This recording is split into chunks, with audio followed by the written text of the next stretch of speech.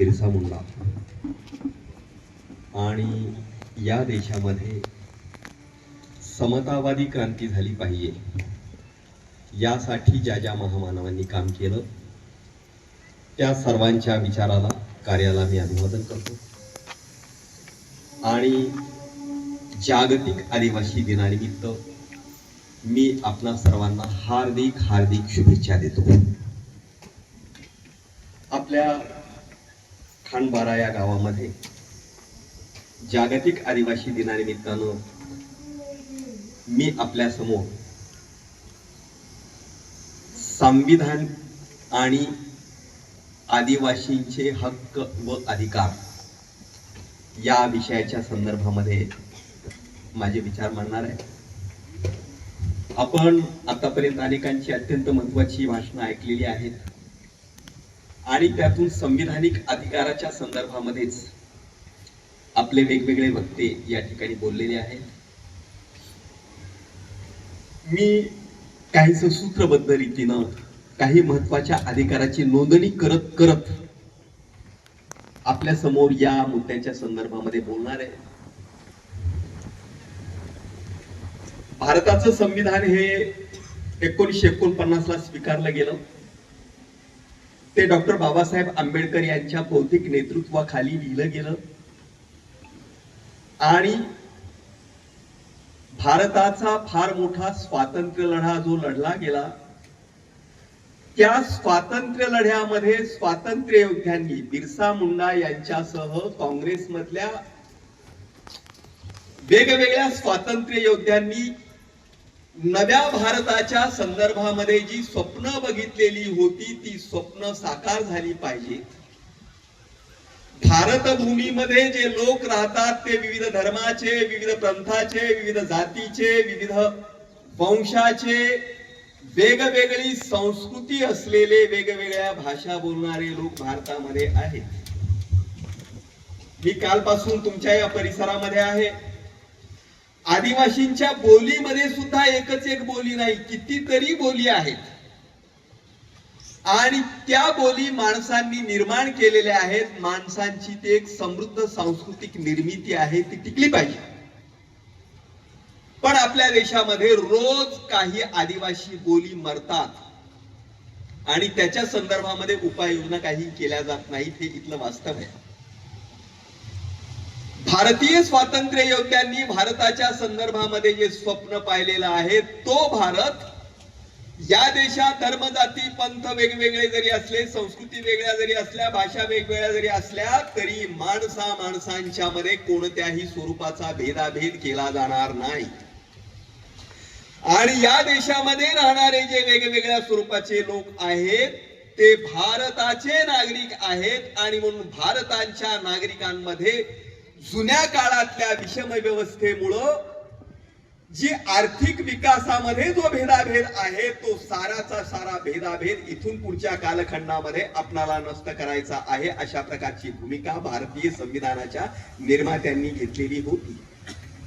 परंतु भेदाभेद चालणार नाही, शोषण चालणार नाही, अन्याय अत्याचार चालणार नाही एवढं म्हणून चालत नसतं, तर भेदाभेद संपवण्यासाठीचे, अन्याय अत्याचार संपवण्यासाठीचे आणि सर्व माणसांचा योग्य पद्धतीने विकास घडवून आणण्यासाठीचे कायदे निर्माण होणं गरजेचं असतं। तशा प्रकारच्या संस्था निर्माण होणं गरजेचं असतं। शासनकर्त्यांनी तशा प्रकारची धोरणं अवलंबणं गरजेचं असतं आणि तशा प्रकारची धोरणं अवलंबल्यानंतरच या देशाचा सर्व अंगांनी विकास होत असतो। या देशामध्ये जी माणसं राहतात त्या माणसांच्या मध्ये काही तथाकथित उच्चवर्णीय माणसं आहेत, वर्ण व्यवस्था आहे, ब्राह्मण क्षत्रिय वैश्य शूद्र, त्यामध्ये ब्राह्मणांचं वर्चस्व राहिलेलं आहे। ब्राह्मणांनी सारे अधिकार स्वतःकडे घेतलेले होते, त्यानंतर हे अधिकार स्वतःकडे घेऊन शूद्रांच्या वरती बंधनं लादलेली होती आणि आपल्या देशामध्ये जंगलाच्या सानिध्यामध्ये राहणारा, कंदमुळं खाणारा, जंगलामधून येणारी जी वेगवेगळी संपत्ती आहे त्या संपत्तीवर गुजराण करणारा, निसर्ग धर्म मानणारा, झाडांवर प्राण्यांवर प्रेम करणारा, त्यांची पूजा करणारा आणि कोणताही भेदाभेद न मानता निसर्ग सानिध्यात राहून निसर्गाचं सौंदर्य आणि निसर्गा मधल्या ज्या सगळ्या गोष्टी आहेत त्याचं जतन करत जगणारा खरा निसर्गप्रेमी, पर्यावरण प्रेमी अशा प्रकारचा माणूस आहे. तो माणूस विकासाच्या प्रक्रियेपासून खूप दूर राहिलेला आहे. म्हणून त्या माणसांचाही विकास झाला पाहिजे आणि मुठभर माणसांच्याकडेच या देशाची सत्ता आणि या देशाची संपत्ती असता कामा नये. मुठभर माणसांच्याकडेच या देशाची सत्ता आणि संपत्ती राहिली तर या देशातले मुठभर लोकच स्वतःकडे सारं लागतील. म्हणून भारताच्या संविधानाच्या माध्यमातून बाबासाहेब आंबेडकरांनी संविधान निर्मिती करत असताना लोकशाहीचा स्वीकार केला. राजेशाही व्यवस्था जी अस्तित्वात होती त्या व्यवस्थेमध्ये राजा बोले आणि दल हाले अशी स्थिती होती. तो पूर्व म्हणाला की पूर्व म्हणायचं, तो पश्चिम म्हणाला की पश्चिम म्हणायचं, ही स्थिती न राहता आणि राजा हा राणीच्या पोटातून जन्माला येण्याची प्रथा न ठेवता राजा हा मतपेटीतून जन्माला आला पाहिजे आणि त्या मतपेटीमध्ये या देशातला आदिवासी, या देशातला भटका, या देशातला एससी प्रवर्गातला माणूस, दलित माणूस या सर्वांना मताचा अधिकार दिला पाहिजे. ही भूमिका भारताच्या संविधानानं घेतली आणि तुम्हा सर्वांना भारतीय संविधानानं मताचा अधिकार दिला. सर्वात मोठा अधिकार कोणता दिला? मताचा अधिकार दिला. या देशातला सत्ताधीश कोण असावा हे ठरवण्याचाच अधिकार दिला नाही तर भारताच्या संविधानानं या देशातल्या आदिवासींच्या सह सर्वांना राजा बनण्याचा अधिकार देखील दिलेला आहे. सत्तेत जाण्याचा अधिकार देखील दिलेला आहे. आदिवासींचे प्रश्न कोण चांगल्या प्रकारे जाणू शकतं? आदिवासीच जाणू शकतात. आणि म्हणून आदिवासी देखील सत्तेमध्ये गेले पाहिजेत अशा प्रकारची भूमिका भारताच्या संविधानानं घेतलेली आहे. आणि या संविधानानं या देशातल्या आदिवासींच्या सह मागे राहिलेल्या, शोषित असलेल्या, ज्यांच्यावरती विषमतावादी व्यवस्थेनं अन्याय अत्याचार केले त्या साऱ्या माणसांना विकासाच्या प्रक्रियेमध्ये अग्रक्रम दिलेला होता. हे आपण लक्षात घेतलं पाहिजे.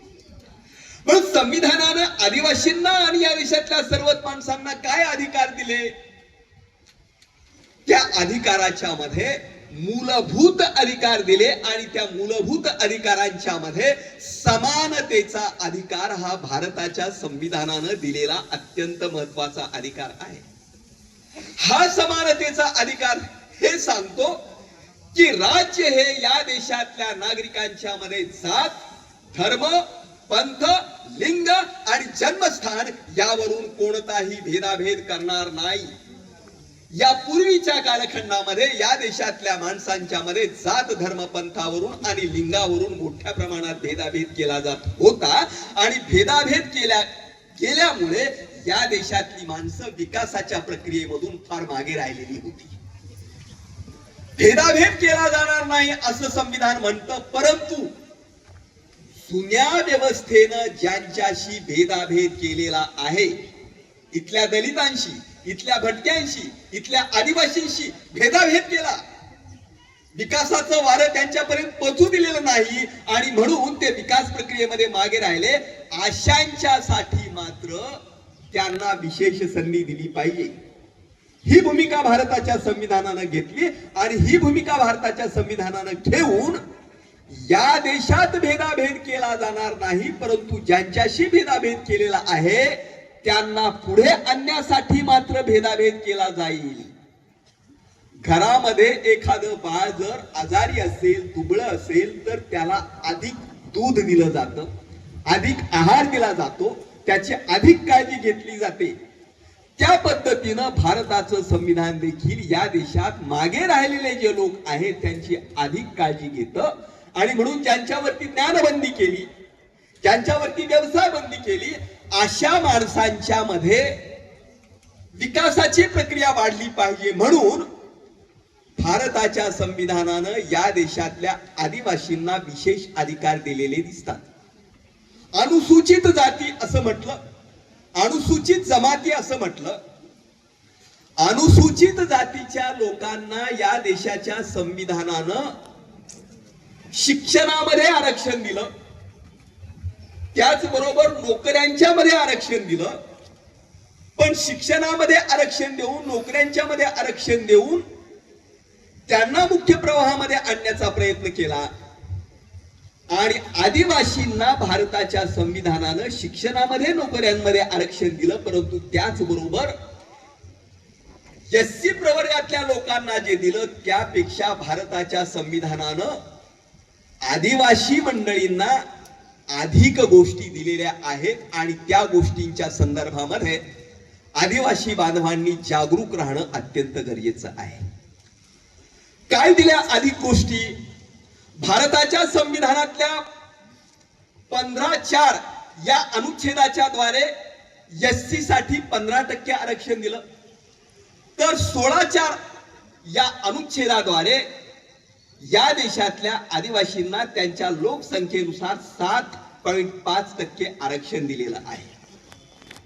आणि हे आरक्षण देण्याबरोबरच भारताच्या संविधानानं आदिवासींच्यासाठी विशेष खास तरतूद संविधानामध्ये केलेली आहे आणि ती तरतूद आहे 5व्या अनुसूचीची तरतूद केलेली आहे.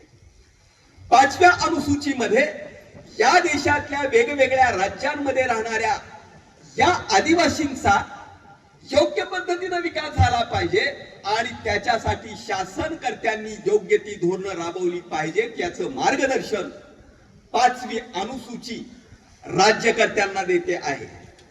आणि या अनुसूचीच्या माध्यमातून आपल्या देशामध्ये जे आदिवासी आहेत ते आदिवासी विकसित झाले पाहिजेत, सर्व अंगाने विकसित झाले पाहिजेत. आणि या देशातले जे आदिवासी आहेत त्या आदिवासींची संख्या 2000 च्या लोकसंख्येनुसार 8,44,00,000 एवढी लोकसंख्या आहे. 8,44,00,000 या लोकसंख्येमधील बरेच आदिवासी इथल्या लोकांनी, इथल्या शासनकर्त्यांनी विस्थापित केलेले आहेत. काही आदिवासी हे 5व्या अनुसूचीमध्ये समाविष्ट होतात, तर काही आदिवासी हे संविधानाच्या 6व्या अनुसूचीमध्ये समाविष्ट होतात. आणि त्या भागामधल्या आदिवासींच्या साठी काय केलं पाहिजे या संदर्भातली धोरणं भारतीय संविधानामध्ये त्यांनी समाविष्ट केलेली आपणाला दिसून येतात. नोकऱ्यामधील आरक्षण हे भारताच्या संविधानानं दिलं, त्याचप्रमाणे भारताच्या संविधानानं या देशातील आदिवासींना राज्य कारभारामध्ये संधी मिळाली पाहिजे, त्यांचे प्रतिनिधी आले पाहिजेत यासाठीची ही भूमिका घेतली आणि राजकीय आरक्षण देखील संविधानानं आपल्याला दिलेलं आहे. या राजकीय आरक्षणानुसार आदिवासींचे प्रश्न